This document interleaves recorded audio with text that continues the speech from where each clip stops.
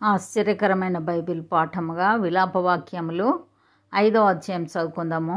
యెహోవా మాకు కలిగిన శ్రమ జ్ఞాపకం చేసుకొనుము, దృష్టించి మా మీదికి వచ్చిన నింద ఎట్టిదో చూడుము. మా స్వాస్థ్యము పరదేశుల వశమాయను, మా ఇండ్లు అన్యుల స్వాధీనమాయను. మేము దిక్కులేని వారము, తండ్రి లేని వారము. మా తల్లులు విధవరాండ్రైరి. ద్రవ్యమిచ్చి నీళ్లు త్రాగితిమి, క్రయమునకు కట్టెలు తెచ్చుకొంటిమి. మమ్మును తరుమువారు మా మెడల మీదికి ఎక్కి ఉన్నారు. మేము అలసట చెంది ఉన్నాము, విశ్రాంతి అనున్నది మాకు లేదు.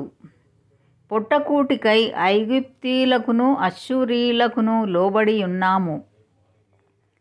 మా తండ్రులు పాపము చేసి గతించిపోయిరి, మేము వారి దోష శిక్షను అనుభవించుచున్నాము. దాసులు మాకు ప్రభువులైరి, వారి వశము నుండి మమ్మను విడిపింపగలవాడెవడునూ లేడు. ఎడారి జనుల ఖడ్గభయము వలన ప్రాణమునకు తెగించి మా ధాన్యము తెచ్చుకొనుచున్నాము.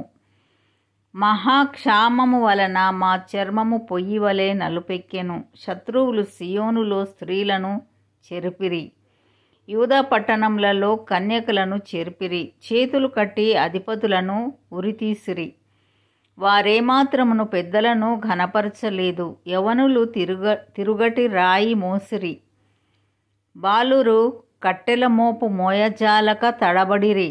పెద్దలు గుమ్మముల యొద్ద కూడుట మానిరి, యవనులు సంగీతము మానిరి. సంతోషము మా హృదయంను విడిచిపోయెను, నాట్యము దుఃఖంగా మార్చబడి ఉన్నది. మా తల మీద నుండి కిరీటము పడిపోయెను. మేము పాపం చేసి ఉన్నాము, మాకు శ్రమ, దీని వలన మాకు ధైర్యం చెడి ఉన్నది. సియోను పర్వతము పాడైనది, నక్కలు దాని మీద తిరుగులాడుచున్నవి. మా కన్నులు దీని చూచి మందగిలెను. యెహోవా, నీవు నిత్యము ఆసీనుడవై యుందువు, నీ సింహాసనము తరతరములుండును. నీవు మమ్ము నెల్లప్పుడునూ మరచిపోవుట ఏలా? మమ్ము నింతకాలము విడిచిపెట్టుట ఏలా? యెహోవా, నీవు మమ్మును నీ తట్టు త్రిప్పిన ఎడల మేము తిరిగెదము. మా పూర్వస్థితి మరలా మాకు కలగజేయుము.